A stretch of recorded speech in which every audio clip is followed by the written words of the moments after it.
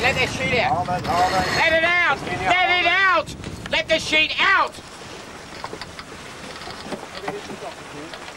You don't put load on your hallies, man, until he's made the hallies. Eh? I thought you said in. I'm sorry I'm deaf. Harold Mooley is our main sail trimmer and backs up the wheelchair operators on the primaries. He's also deaf.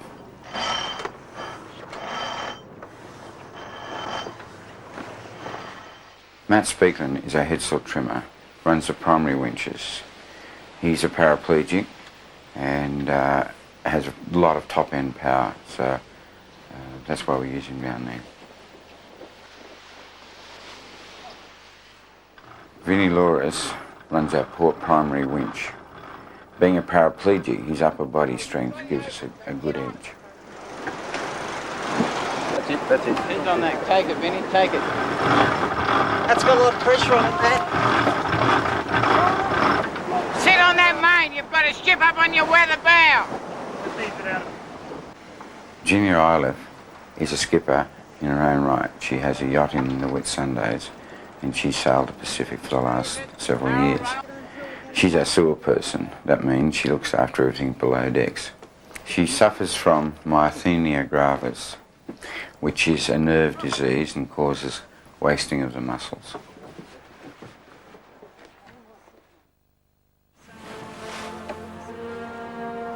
Between the mainland of Australia and the island of Tasmania lies Bass Strait, on average one of the most unpredictable patches of sea on the planet. Then again, sometimes it is calm. You can be lucky. And unlucky. Now let go! Going up! Down the gate! A sail, whipped by the wind and spun around a wire, makes the calm sea doubly welcome. Got a wrap. Wrap around the inner forestay. Okay, drop it down. Hold it. I got a real bad wrap on the inner forestay. The only thing certain about the unpredictable is that it will probably happen. The peaceful morning is turned upside down. No, mate, we've got about 100 wines around there. No way. Okay, get the Through teamwork, the problem is solved. The disability that I suffer from is that I guess I'm what's commonly referred to as hearing impaired. So effectively I've got about 10% hearing in my right ear, which in the scheme of things is nothing. If my hearing aid gets wet, then I can't hear at all. So I'm effectively on the boat as a deaf individual. I never get involved in any type of activity where I just do it. I always need to know more about it, I guess what the limits of things are. If you don't have confidence in the equipment that you're using and in your own abilities, then you shouldn't really be there.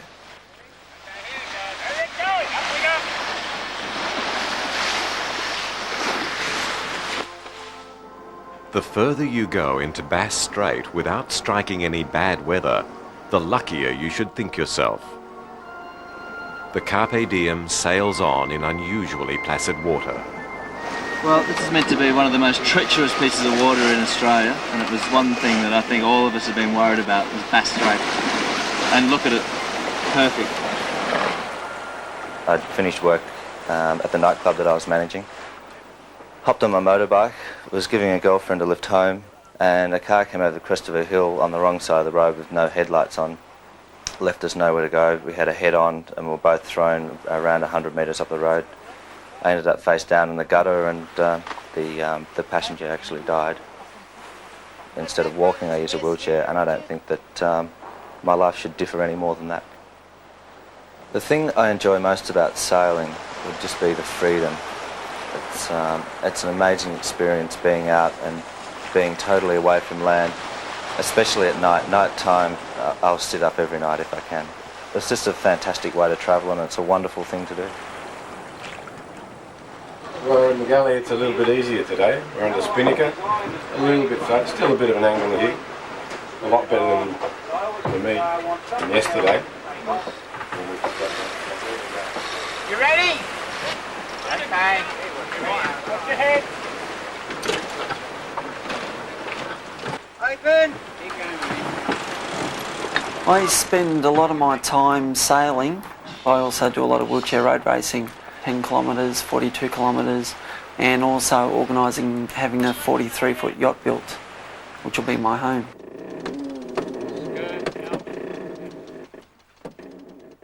Where I love it the most is when you're stuck in a situation that you can't get out of, and I mean, truthfully, you're scared. But just at the end of the day, when it's all over and the boat's settled down and you know you got yourself through, to me that'd have to be the best.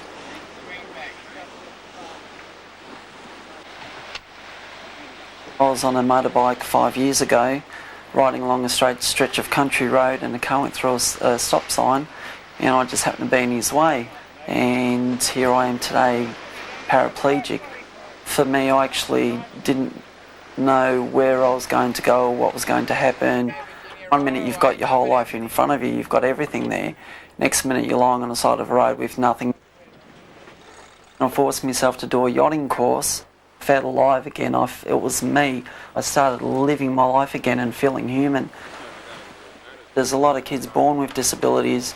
An adult can understand, an adult can fend for himself, but for a child to try and understand why society isn't accepting them and why they're set aside and put in all corner, well, that's where it really hurts me the most.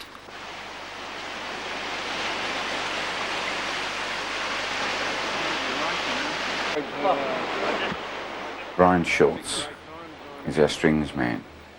It means he runs all the strings that control the fine adjustments that control the sails. He's a cardiac insufficiency. We've had a good day's sail. I think you're using that, right? Because the water touches your We're going hand. to get a bit of breeze to liven us up tonight by the look of things.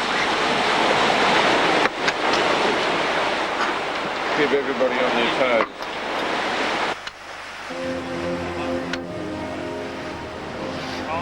A cloud bank sitting on a sheer of wind advertises the next challenge from the course. Very, very nice, clear cut. Roll right down there.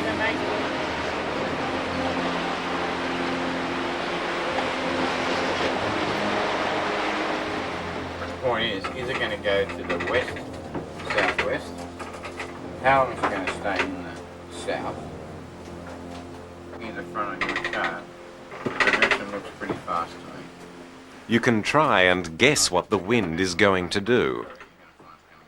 But ultimately, when you run into the wind front, you do what the sea lets you. You flow with it.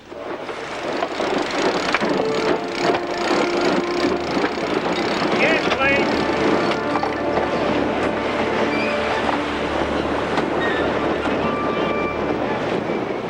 The calm, idyllic lull is followed by the quickening violence of the storm. As the intensity of the wind lifts, the seas chop, and a boat seems a smaller, more vulnerable place to be.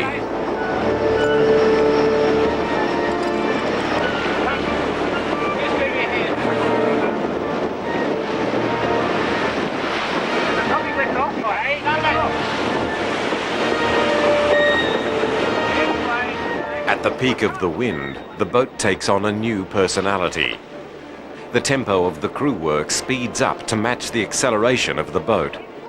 The noise level lifts, with the note of the wind in the rigging, the slapping of the sea, and the rattling of the sails.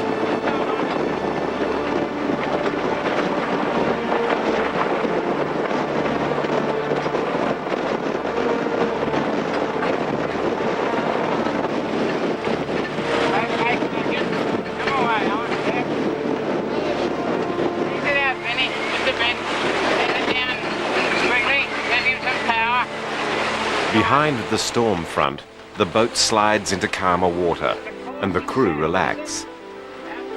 However, the water shows that there is another wind zone ahead. Here, the wind swings round to bear down from the opposite side. Bloody nor'easters come back. The sailors can feel it coming. and then the boat suddenly picks up speed again and surges ahead, keeled tightly over and dragged on by the sails. Number one. No, run it out. Right. Everything has come fast.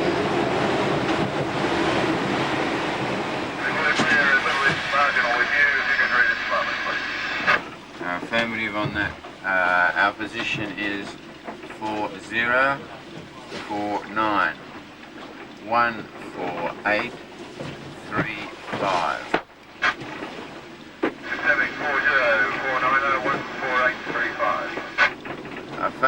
Affirmative, helicopter.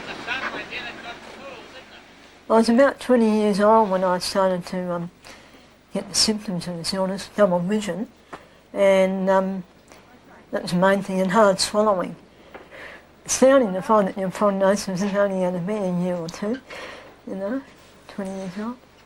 So I just jumped on my motorbike and wondered whether I'd run into a wall right now or see what happens. Just go along with it. I was a bit of a chicken, so I didn't run into the wall.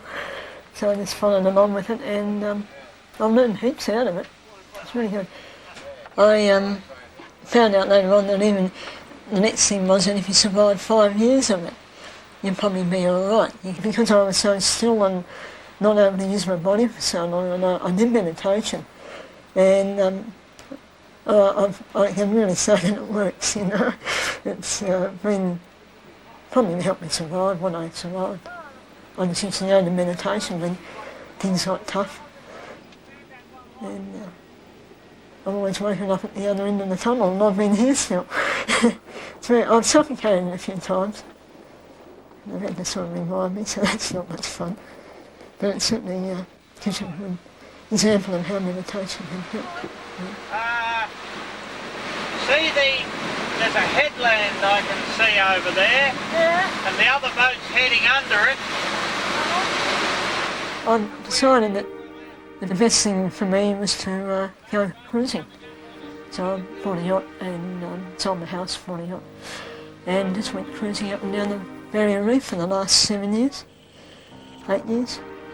Sometimes I have people on to help me if I've got long trips, and if I can't find anyone, I just go on my own anyway. I like to have a boat that I can do it all on my own. Yeah.